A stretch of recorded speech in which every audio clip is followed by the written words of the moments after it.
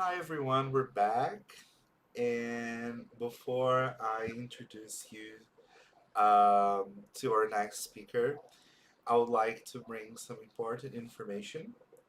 We've raised so far 13,000 reais, 13,500 reais. But I was talking to Tammy here in the backstage, and we want to aim a little bit higher. We really want to reach 15,000 by the end of the event tomorrow, lunchtime. So, as of the following presentations, you're going to see a challenge note here at the bottom of the screen with a PIX code for you to transfer without uh, uh, any deductions from Simpla or anything like that.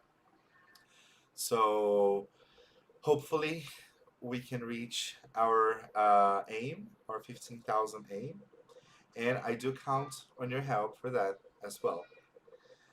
I'm having a little bit of difficulties with my connection, so hopefully as soon as I stop talking, you're gonna be able to see Cecilia and her slides.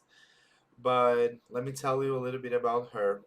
Cecilia Nobre is a PhD student in Applied Linguistics at the University of Warwick. She has a teaching career of 15 years across Brazil, Turkey, and the UK. She's a certified trainer for both DipTESOL and CertTESOL Trinity in Celta. It has been active in teacher training for the last 5 years. She holds not only one but two master's degrees from Warwick University and co-author using video to support teacher reflection and development in ELT. Cecilia won an ELTon award for her work on the Teaching English online course by Cambridge Assessment and has spoken at some IATEFL conferences. She blogs at cecilianobreelt.wordpress.com, where she shares lesson plans and ESL teaching insights.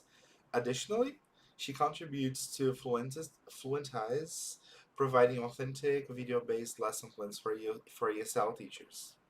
Cecilia's interests lie in teacher development, peer observation, video analysis in teacher education, and emergent language. So, without further ado, I give you Cecilia Nobre. I hope you have a great time here with us today. Thank you so much, Edu. Thank you, Tamiris, for putting up this wonderful event. Today, I'm going to talk about Dogme in action and the role of emergent language in our classroom. So I hope you find it interesting, and perhaps I would like to share some ideas as well, some practical ideas and activities that you may want to experiment in your own classroom. So, what is Dogme? What is the Dogme approach? I don't know if I can ask people to write on the chat box. Can I? Yeah. Okay. So, what is it? What do you understand by that? Or which keywords or expressions spring to your mind when you hear Dogme, the Dogme approach? Okay. So this is my simple-ish definition of the Dogme approach. So it's an approach that focuses on authentic conversation, right? Authentic communication. It's conversation driven, materials light, and focuses on the spontaneous classroom interactions. Okay, so it uses students' immediate interests and needs, allowing language to emerge. And we're going to talk about different ways that language can emerge, not only from students but also from teacher talk as well. And it's pretty much student centered. Okay, so yeah. are you ready to teach without a script? So many teachers feel a little bit uncomfortable, or perhaps a bit scared to teach without a lesson plan. And I would like to say that I understand. I acknowledge that I understand, but I would also, with this talk, I would also like to show you a different perspective, the benefits of using the Dogme approach, and really trying to be more responsive to our students' needs. Okay, so these are some of the characteristics that I believe we should try to have when teaching without a script or a lesson plan. Okay, it's important to be adaptable and ready to seize spontaneous teaching opportunities. And that leads to the second point: stay alert and listen closely. So really listen. Don't listen to react, but really listen to understand our students. It's also important to have strong English skills, so we can be able to identify learning moments, and give students really meaningful feedback, rather than just well done, good job. So stay responsive, remain responsive, praise learners' stories and opinions. I'm going to talk about stories as well. And prioritize waiting time. This is something I usually tell my my trainees on the Celta and the DipTESOL, because I notice that we tend, and not just novice teachers, but I think teachers in general, we tend to get a little bit scared or shy away from silence, right? And silence is so important. Give students, time to digest, to think about something that you asked them, and avoid interruptions, avoid rushing them to give you an answer. So this way you can allow learners to self-repair. Okay, and these are some of the benefits of the Dogme approach, based on my own experience and based on the literature as well. Okay, it saves teachers time. You might disagree. You might disagree. Some teachers might think that it's just the opposite. It's more time consuming, right? But I would argue that it saves us time. It addresses emergent language. I think it also enhances students' interaction, participation, and their confidence as well.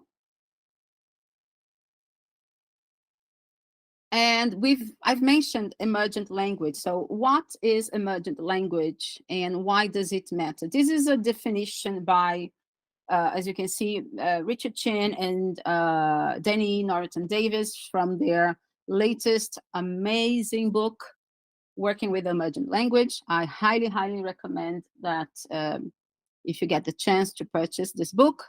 And that's their definition. And I really like this definition. It's simple, straight to the point, unplanned language that is needed or produced by learners during meaning focus interaction. So at the point of need, that's what they usually say. At the point that it's the language learners need at their own time. So at the point of need. Excuse me. Excuse me. So this language is then explored through reformulation, clarification, support from teacher. I won't have time to delve into these different types of explorations, but there are different ways that we can improve and help students reformulate their language as well. Okay, so these are some types of emergent language, and they are not just like the first option, errors and communicative breakdowns. Okay, these are types of emergent language, but it's not only error. Okay, alternative expressions, so different way to express the same ideas, the same meanings. They also consider emergent language phrases that are useful to share perhaps questions, and that's the next one. Something that the students say, or if you ask them to reformulate what they want to say, they can improve their own language, or you may want to give that new chunk of language yourself. And Jen and Arrington Davis also talk about specific questions from students. Okay.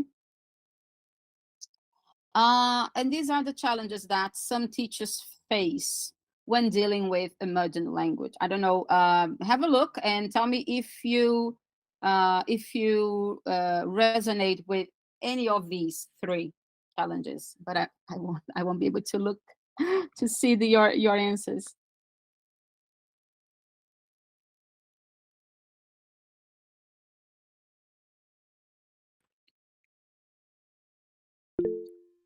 So these are some of the challenges. So some teachers might not have the option, the freedom to use different materials, right? And they have to stick to the course book, which is the first one. Other group of teachers may feel nervous about leaving the course book because they don't feel confident enough. So it's out of their comfort zone. The course book gives that, the safe haven. So they might want to stick to that, right? Because it's comfort. And there might be another group of teachers who feel that it's really difficult to handle unexpected moments. For those people who did the Celta and the CertTESOL, you have to remember when you write your lesson plan, you have to write a few anticipated problems, right, and solutions. So you cannot anticipate everything, and therefore that may cause some type of discomfort, which all of them are valid reasons. Okay, they are all valid reasons, but here I'm trying to propose something not new, but something that can be seen as an alternative. And this is a simple lesson framework. Lesson, I don't like the word framework, but I couldn't think of another word. Perhaps lesson stages, okay, that you can try to implement when dealing with emergent language and this more spontaneous way of teaching, reactive teaching. So you start with the lead in, then you do the task itself, excuse me, response to the task, and the final stage would be the feedback. Very, very important stage that should not be overlooked, I'd say. So a four-stage lesson. A four-stage lesson. And some other ingredients, other elements of this approach is questions, right? But I would say in a Dogme classroom, we try to avoid traditional comprehension questions, that black and white questions. What is this, or when did something happen, or display questions, and rather we can ask genuine questions that encourage students to give their opinion, to give their insights. So we can ask personal response questions and evaluative questions. So the evaluative questions would encourage students to make a judgment, and express themselves. So let's look at an example, okay? So you might want to take an authentic text. This was from, what is from? From Wikipedia. I adapted it. So Greta Thunberg, okay? A little bio of Greta, and that's it. What kind of questions, what kind of comprehension questions would you ask based on this text?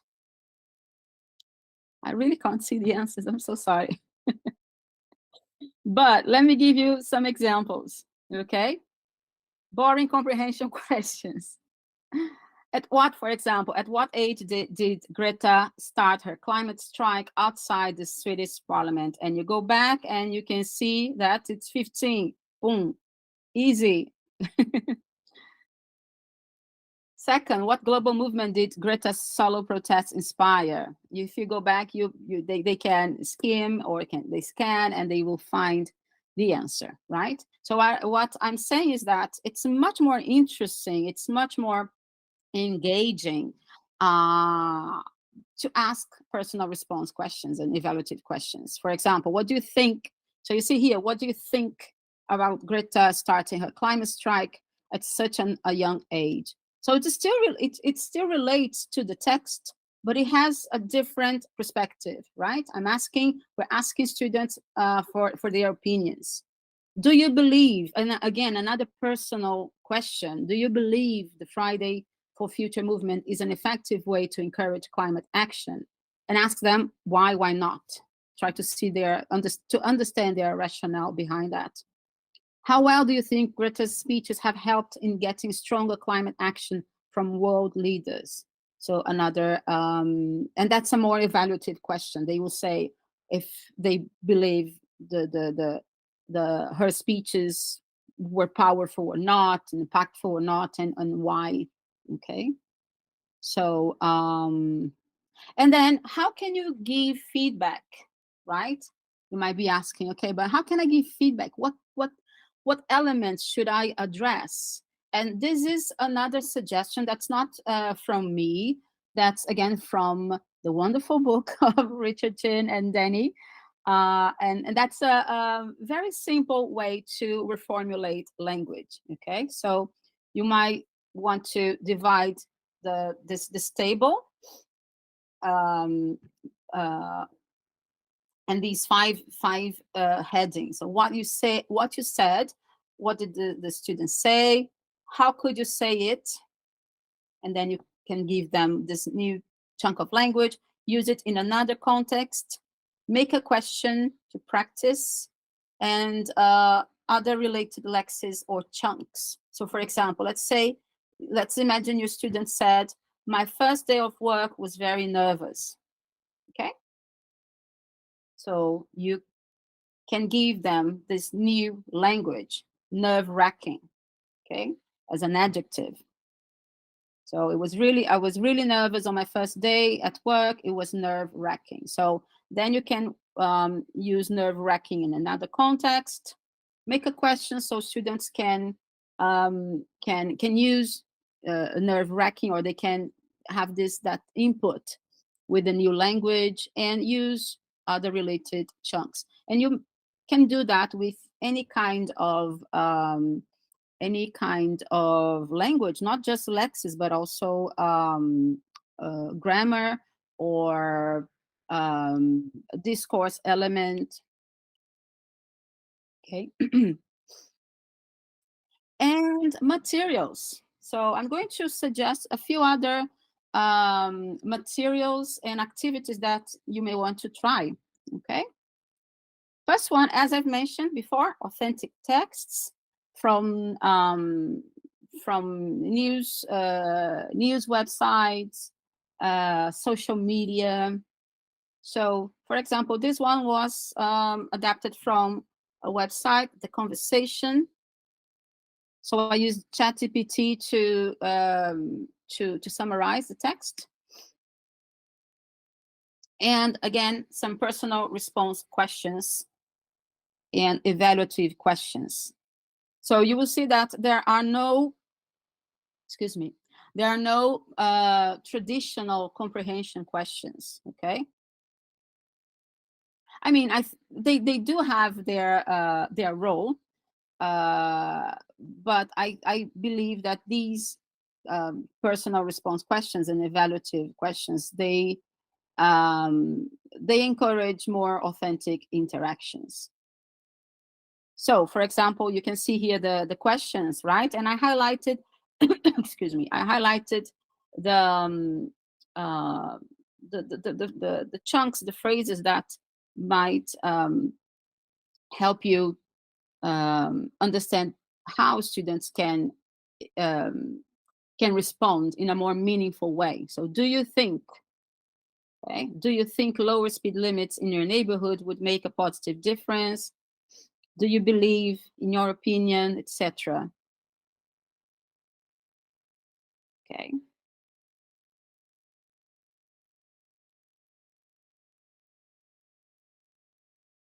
Images and stories. And these images are my own. These photos are my own.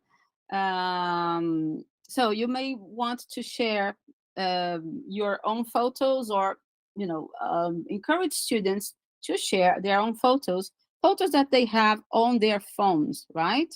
So and get students to ask you genuine questions about the photos. And by doing that, you are going to tell them a story, okay? So for example, I want to talk about things that I did last weekend, okay? Actually, these were 2 weekends, but let's say I did those things last weekend. So I can show the student, okay? Imagine I'm a student. I show the photos to my classmates, and they have to ask me questions, okay? So for example, this one, they might ask, who was singing? And I would say that this person is not a singer. He's a comedian. And they might ask, oh, who is this comedian? Who is that? Okay, and I would say Bassem Youssef. He's a Egyptian American comedian, etc. So again, no script, and that's very, very authentic and responsive. I would literally, the student, I mean, right, would respond to their questions. Okay. The second one. So they might want to ask, what game is that? Perhaps they don't know the name of this game, right? And I would say, oh, this is a pool table. Okay. Who did you play with? Or how much was it to play? Did you have to pay to play? And how many people play with you, etc. So I would start telling them about the game of pool, and then the stand-up comedy show as well, right?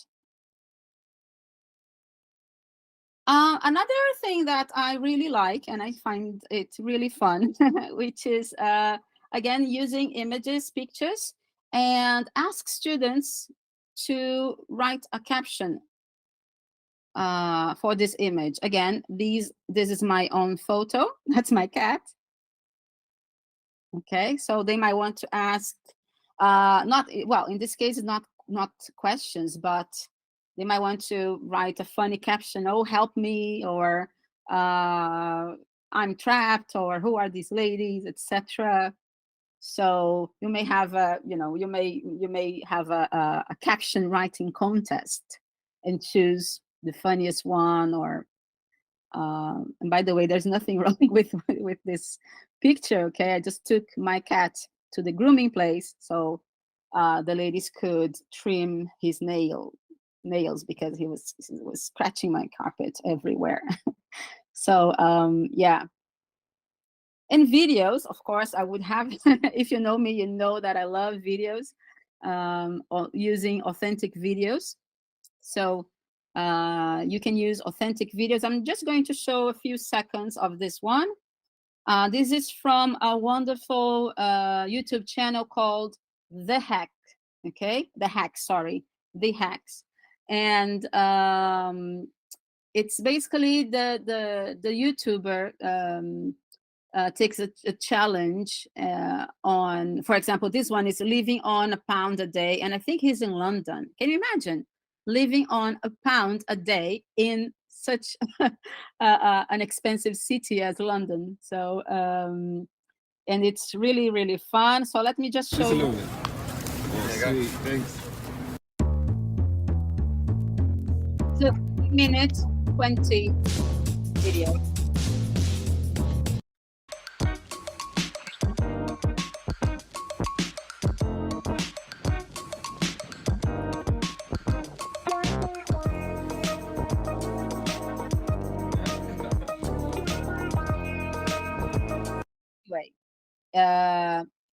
He talks in the video, okay? He speaks on the video, but yeah. So again, and then you might want to ask some personal response and evaluative questions. After watching the video, how would you feel, for example, how would you feel about living on £1 a day for a week in your city? So you would, you would ask a question for students to compare that challenge to their own, a neighborhood. Would they be able to? Do you think it would be possible to find free food? If you were, so have a hypothetical question, if you were to try the £1 a day challenge, a pound in Brazilian reais is about 6 Brazilian reais, okay? So you have an idea. So 6 Brazilian reais a day, okay? Which hack from the video do you think would be the most useful for you? Why? So these are some interesting questions that would encourage authentic communication, authentic interactions, meaningful response as well, because they would have to give their own opinions. So, and then another task that you could try is ranking. It's more like task-based, which I love. So imagine you're planning to try living on £1 a day. Below are several strategies from the video, okay? Rank these strategies from the most to least useful for someone trying the challenge in a big city. So they would have to rank, and of course they would have to talk, to have this discussion in groups, negotiate. So that would be very interesting. For example, finding free condiments in fast food restaurants. He did that. He did that in the video. Okay, the YouTuber. Visiting food markets close to closing time for possible free leftovers. Attending community events where free food might be offered. Asking bakeries for unsold bread at the end of the day. So all these things were shown in the video. Okay. So you may want to ask students to rank. How fun is that? I think that's super fun. And you can also, similar to students using their own photos, you may want to ask your students to record something for you, for the class, and then show you. So this is, and then they can speculate. So again, these are my own, this is my own video. And again, I would present. So imagine I'm a student, I would present this video, and I would pause and ask my classmates to make me questions about the content. So let me just show you.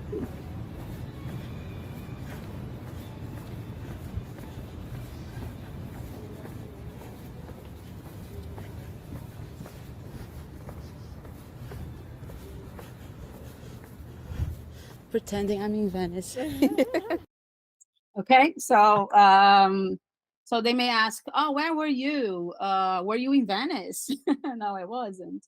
Who were you with, and where were you heading to, etc., etc. Okay, so again, genuine questions. And finally, how much time do I have? I still have some time. So finally, learner-generated materials as well. So so this is a pragmatic judgment task. You may want to create dialogues based on a concept, a topic, okay, and ask students to judge how appropriate, how rude, how polite that conversation was, okay? For example, let's imagine I'm teaching, we're talking about teaching, we're talking about tea traditions, okay? Drinking tea. So I come up with that, the dialogue. So they have to read the dialogue, a very short dialogue, as you can see, right? About tea offers and responses. So in pairs, they have to decide if that Carla's response, for example, is considered appropriate. So Raphael and Carla, it's so cold today. Want some tea to warm up? She says, yeah, because tea is totally going to fix the office heating. So he says, I've got black and green tea. Which one do you want? And she says, neither. Okay. So what kind of, so ask students to judge. Okay. What kind of conversation was that? Do you think, what kind of relationship do you think Raphael and Carla have? Do you think Carla was nice to him? What would you say instead if you would say something different? Okay, that is one. Another one that you don't need, you don't need any kind of material. So again, this is called discourse completion task. This time, students will complete, okay, the dialogue, the conversation.